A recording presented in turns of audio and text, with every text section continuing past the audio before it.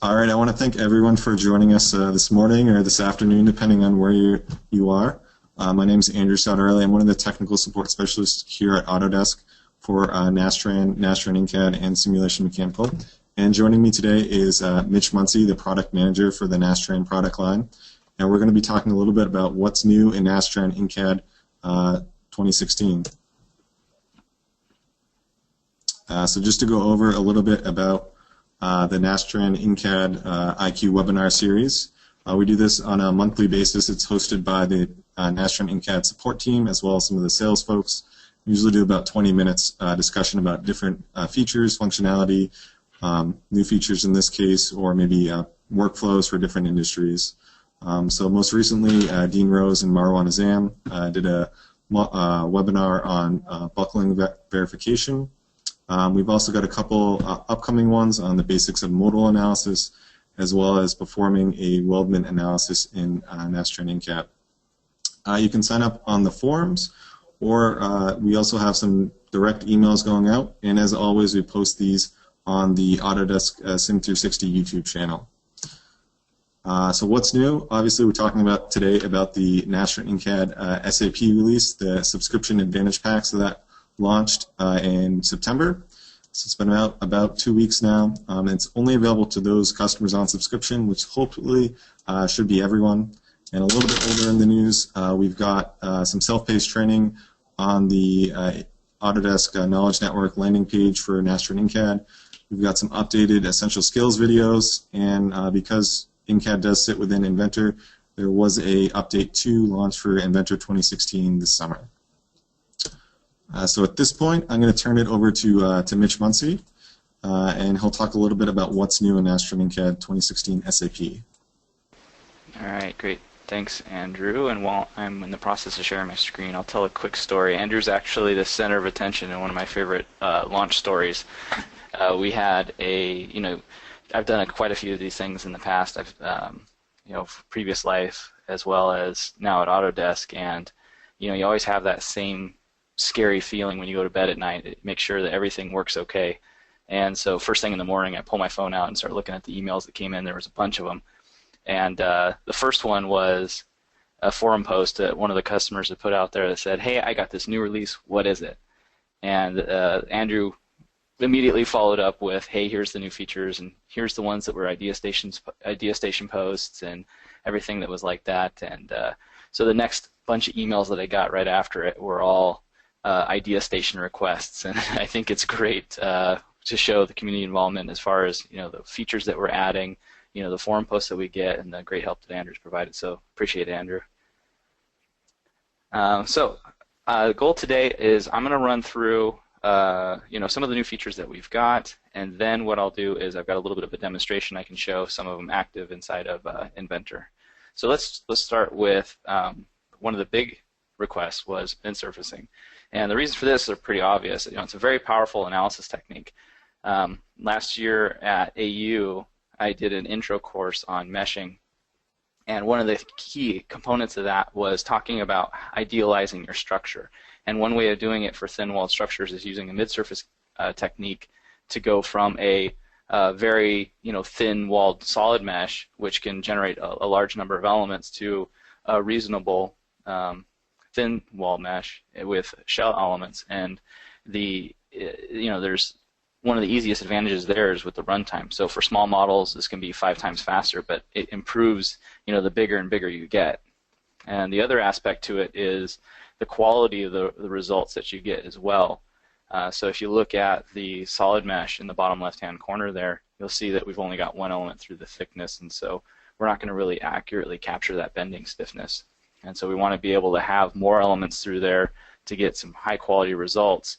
And if we use shell elements, we can just do that with a much coarser mesh and get much better results. So if you guys haven't checked out that AU class, they're all online nowadays, and if you want to go check it out, do that. And we also have a great course coming up with this year's AU where we're going to expand on that quite a bit. All right, and then also when I talk about mid-surfacing, one of the things I want to mention is you'll notice that when you have parts that were originally touching, but now they don't come to that surface anymore, you might have some gaps in there. And one of the things that we use for that is offset bonded contact. So it works really well for shell models, and you can join the parts together, and I'll show you how you do that in the demo. So the next thing that we did is we added the ability to import data directly from Inventor Stress. So, with In-CAD and Inventor Stress, and you got Simulation Mechanical, the goal at Autodesk is to have very scalable solutions, so depending on what your needs are. So now we know that customers are using In-CAD to solve problems they couldn't before. And so for those guys that have been using Inventor Stress, you can start something, do a linear static analysis, and then continue that analysis directly inside of In-CAD to do something like nonlinear analysis, or like we're showing here is a dynamics. So the only thing, so what we'll do is we'll bring in the loads, constraints, surface contacts, and basically all you'll need to do is just regenerate that mesh, and then you're good to go. All right, so the next one is we've improved the assembly support a little bit. One of the things that we're really focused on with In-CAD is really improving that workflow of going from a solid CAD model to whatever the perfect FEA model is going to be. And so we're working really hard on getting that workflow down, and one of the things that we also are working on is working with much larger models, so both from the usability point of view as well as performance. So the first thing that we did is we'll automatically create the physical property and the materials automatically. So if you've got a solid model, it'll automatically generate those for you, so you can go straight into meshing. So while the materials are imported from Inventor, if you don't like those, you can automatically update those to a different material if you want. All you have to do is edit that property and switch it.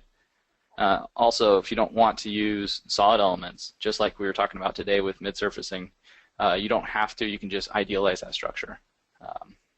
So the most important thing that we're talking about today is now you don't have to do that double work where you're assigning that twice.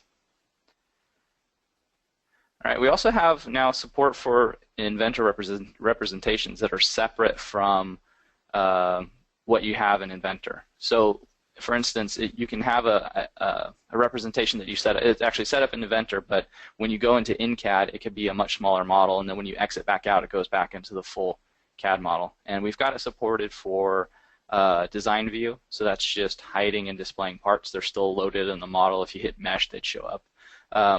And we also have level of detail, where you can specify just a small subsection of the model, and then when you mesh it, that's all it's working on. It makes it very easy to work with large assemblies. All right, and then the next one is another hot request that we've had for quite a bit, especially you'll notice that it was on the idea station. Bearing loads are typically used to replace unnecessary parts in assembly. So since the part moves, typically involves nonlinear contact, it also removes the need for doing a full nonlinear analysis. So we make some assumptions about the contact and the transfer of the load directly onto that surface, and so it gives you a really good representation of what that contact scenario would be. There's still the ability to put that pin in there if you want, run it with a full nonlinear contact analysis, and get the full, Hertzian contact stresses and everything that you're looking for in something like that. But this is a really good alternative for getting some really good answers very quickly. All right, so there's no question what we've done with In-CAD is make it very powerful, and one of the things that we've been working really hard to do is make sure that all that power is very easy to access. And so one of the things that we're doing is improving the help and the workflow so that you can see, and get access to it very easily without, maybe getting lost in the weeds. And so I'm going to highlight a few of those features now. One of the first things that we did is we added a marking menu specifically for In-CAD. So when you right-click inside of Inventor, it brings up this little wheel, and once you're inside the In-CAD environment, it's actually set up specifically for doing analysis. And all of these are completely customizable. These are what we've done some usability studies, figured out what the most commonly used commands are and the ones that made the most sense are. But if you don't like them, you can go in and customize it and change it to whatever you want it to be. In addition, one of the things that we've also done is there's a canvas highlight. So if you select a surface in the model and you with the In-CAD add in loaded, you'll notice that a little dialog box will pop up with loads and constraints and mesh size. So if you want to, you can do it directly there without going through the normal ribbon menus or through the tree on the left-hand side. Another thing that we did is we've updated the ribbon for SolidWorks. So when we first launched in-CAD inside of Inventor, one of the things that we're able to take advantage of is the new ribbon workflow. And it really cut down on the old toolbars that we used to have, and it made it look a lot better, and it made the working with the product a lot easier. And so now this release, we had a chance to go back and do the same thing for SolidWorks. And I think this has a lot of additional features specifically for our SolidWorks customers, and showing the same workflows and the same kind of look and feel for the Inventor tutorials that we have. Now we've got something that works for both. And then one of the last things, I think it's probably one of the most important improvements that we've done for this release really isn't necessarily new, and it's more of a collection of features, and it's all the different things that we've done for the help. So the first thing you'll notice is we have a multi-level tooltips that'll pop up, and it'll show you exactly what the commands are going to do right before you actually use them. But if you go in and you jump into the actual help system, you'll see that we've got quite a bit of content that we've added there. So the first experience that you guys are going to go through is we'll have a quick start. We've got introduction videos. We've got self-training. In addition to all the basic and advanced tutorials that we've already got. So if you guys haven't gone through that help menu in a while, I should definitely check that out. I think it's a wonderful addition, and it helps tremendously as far as trying to understand a little bit more about how to make the best use of the product and some of the best practices. All right, so with that, I'm going to jump over to Inventor, and I'll walk you through just a quick demo of some of the new features that we've got and show you what it looks like. What we've got here is this is a beautiful BAC mono chassis. It's a really interesting vehicle, and I think it'll be a great backdrop for kind of showing some of the new features that we have with in-CAD. So the first thing that we'll notice is if I go and launch the in-CAD environment, what used to take a minute or two for in-CAD to load a model like this, it's now done in a matter of seconds. So we've improved the performance for loading. You'll also notice that we've got our physical properties and our materials and physical properties already assigned and picked to each individual component that they're supposed to be to. So if you want to, you can go ahead and right now go straight into meshing without having to set up materials or physical properties or anything like that. Since one of the big focuses for today is mid-surfacing, we're not gonna go that route. And in fact, just kind of what we're talking about today is if we wanted to build a solid mesh, it'd be quite a few elements, and I've done it, so I know it takes a while. So let's go to one other thing I want to talk about is the import from stress analysis. So if you had some previous data inside of Inventor Stress, you have it saved. You have to save that model, and then once you go into in-CAD, you can click the import button. It'll bring in those loads, constraints, and surface contacts to use in your analysis. It'll create a new analysis here that is the imported one. All right, so for this, let's go into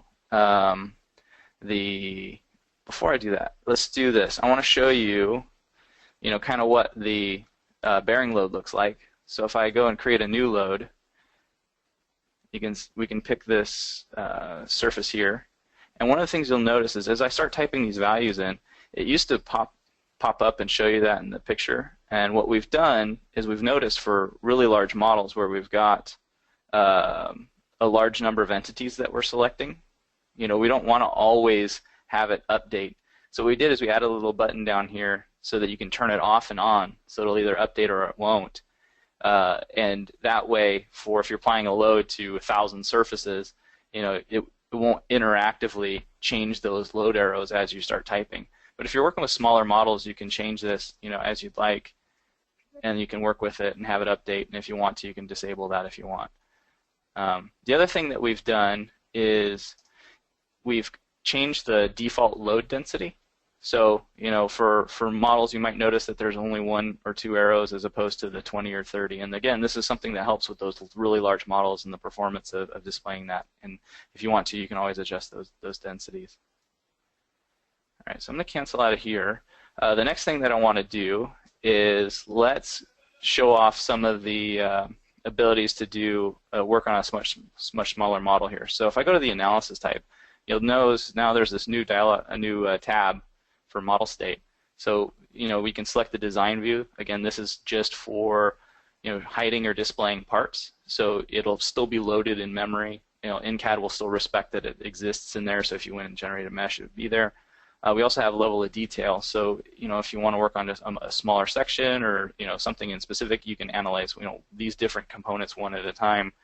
What it'll do is once you select it, click OK, it needs to update what's displayed and what's loaded, as well as the appropriate physical properties that are in there. So like we're talking about now, we've got our physical properties, we've got our materials. If we wanted to, we can go in and run it. But since we're talking about mid-surfacing, let's go in and work with that. So you can see like the fine thin bodies, we'll go through and automatically find what we think is appropriate for mid-surfacing, looking at the ratio of the surface area, to the thickness and seeing, how appropriate that is. So if I click that, it'll say, we found a bunch. Do you want to generate those? My dialog box disappeared. Too many monitors. Hold on just a second.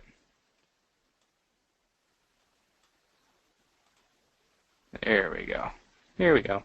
Hiding behind GoToMeeting. Click OK, and it goes through and generates those mid-surfaces for you.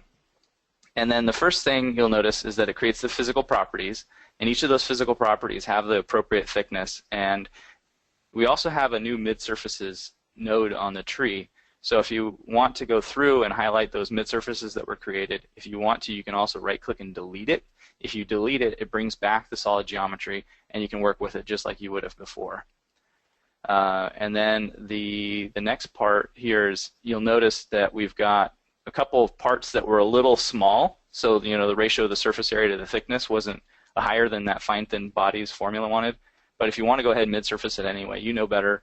You can click these and click OK, and it'll go ahead and generate the mid-surfaces for those as well. All right, and then so one of the other things we talked about is you'll notice that if you can see it, it's kind of hard to notice on the screen here, but there's going to be some small gaps between the model there. And if you want to, you can use our contact to create a offset bonded contact between the different parts in the model. And all you have to do is specify that maximum activation distance as something slightly larger than the largest gap in the model. And so if I just set that to 0.1, I can click OK, and that'll generate the contact for me. And then I guess the next step would be to put our loads and constraints on here.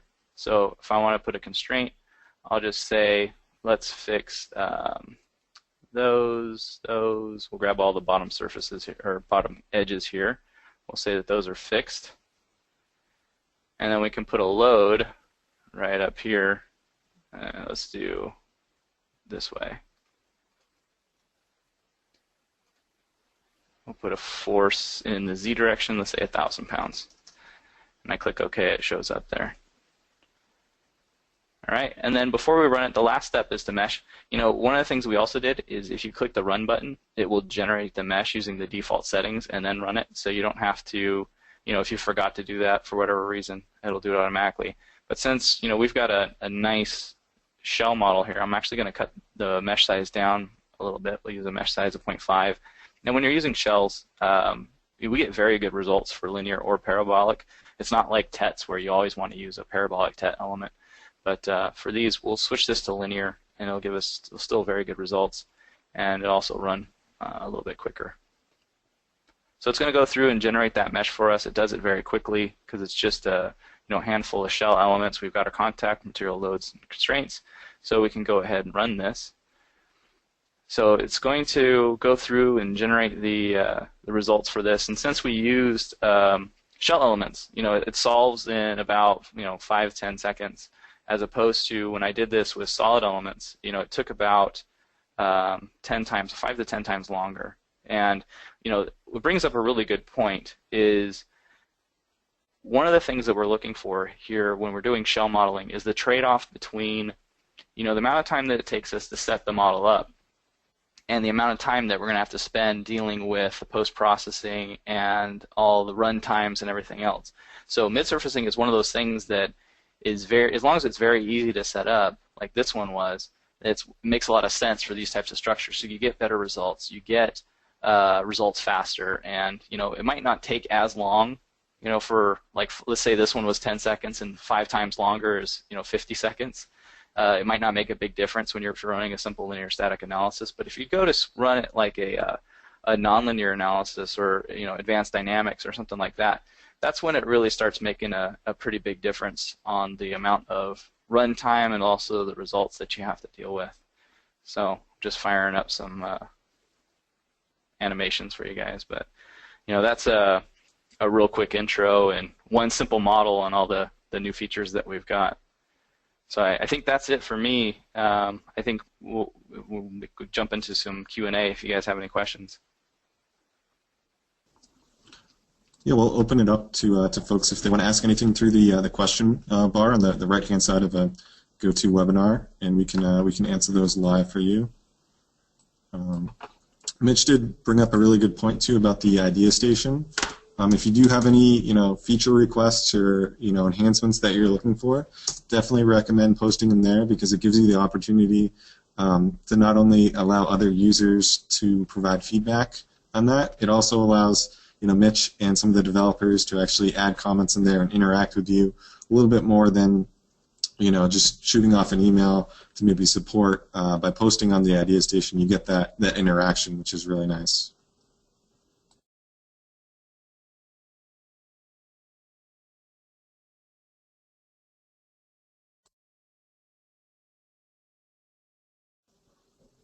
All right, so it doesn't look like we have any questions quite yet. We'll give everyone another minute or so here if they want to ask anything.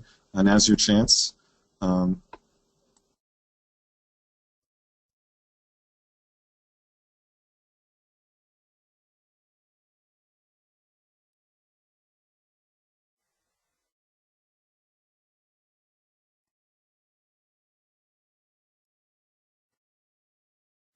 right, well, it doesn't look like we have any questions at this point, so we'll go ahead and we'll end this webinar. I appreciate everyone for joining us this morning, this afternoon, whatever time it is where you may be.